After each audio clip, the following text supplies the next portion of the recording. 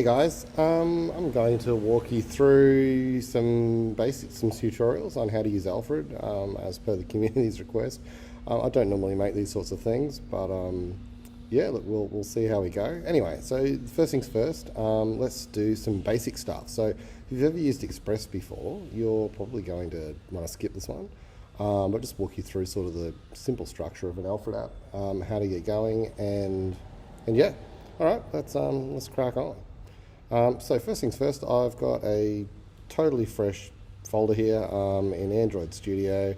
I guess we're going to create a couple of things to make this a Dart project. Let's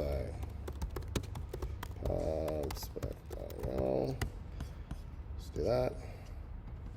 Cool. Dart's not supported. Let's enable some Dart support. Add the missing property name. So this is Alfred tutorial 1.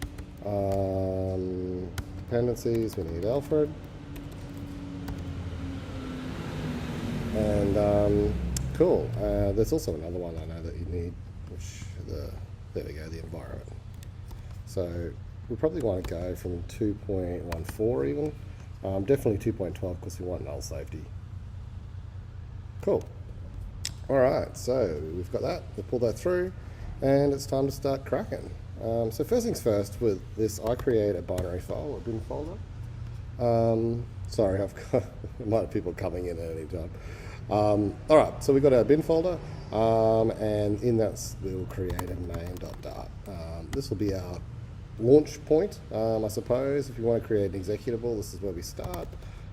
Just like any other Dart sort of console application, we start there, and that's what's going to kick off. The other thing that I tend to do is I create a library folder. None of this is required, but it's just, I guess, how it's just structure the app. So in here we have classes. You could also probably call this models. I guess I probably don't need to get too deep into this at the second. I tend to have a services directory. This is how I structure a big application though. It's classes, services, what else? I'll probably then have a routes folder, I think. This is how I tend to do it. You can build this out a bit more, but anyway, we'll work out how to go here. Cool. So routes, actually maybe we'll call this server. There we go. Cool, and let's go. So we want a class, we're going to create a server, and then we're going to have a function which is start. Cool. All right. Inside this function, basically let's fire off an Alfred app. So what we probably want here is we want file app equals Alfred. Okay, start, and then we go, so app.get, and this is where we define the route or the URL that you're going to use. So let's say we go hello world, and obviously that's we'll do it. So then we have a request and a response, and we go here. Now, this is probably the first bit that's starting to look a little bit tricky and probably needs to be explained. So the request is the incoming HTTP request. Which we could probably annotate, I suppose. What is it actually? It's a HTTP request and HTTP response. So request and HTTP response. Now, these are directly from, as you can see there, the Dart HTTP library. So if we click on this, it's not even a part of Alfred. Like this is built directly into Dart, and it's just being passed straight through. This is not, Alfred just wraps around it basically. And the same with the request.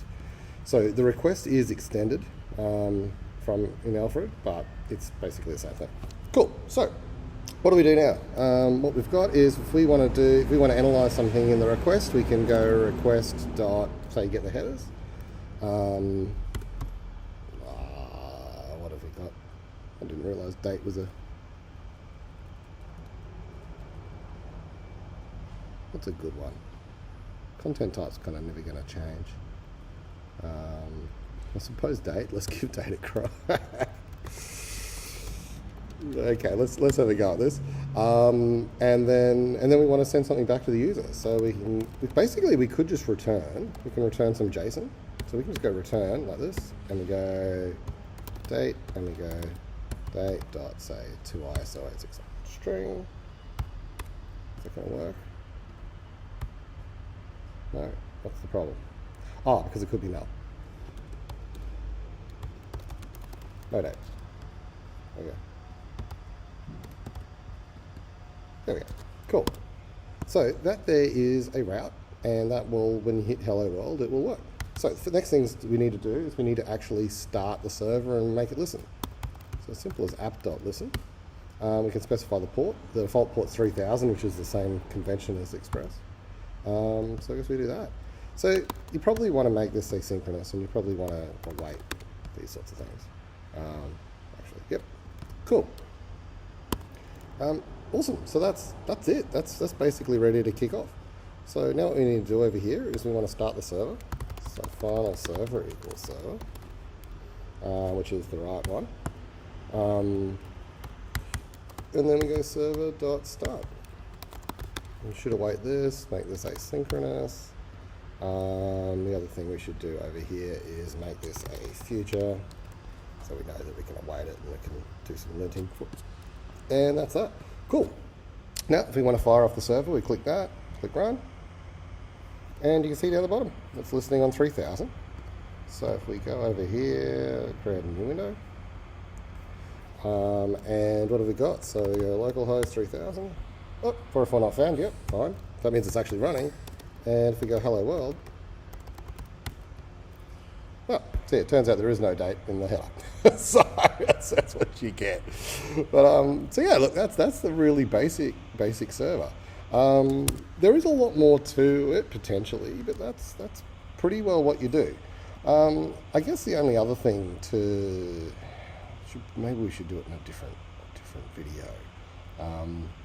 Is how to clean this up a little bit so we don't just have everything in one file, because that's totally undesirable. The other thing we want to do is probably add some authentication, which I guess is another video as well. So we'll use middleware for authentication. And yeah, and I guess we'll do a database demo. So look, let's make that another video. I guess the next let's look at doing some structuring around, yeah, probably maybe some authentication, but at least it gets his routing side of things going. So we'll save that there, and then we'll continue on.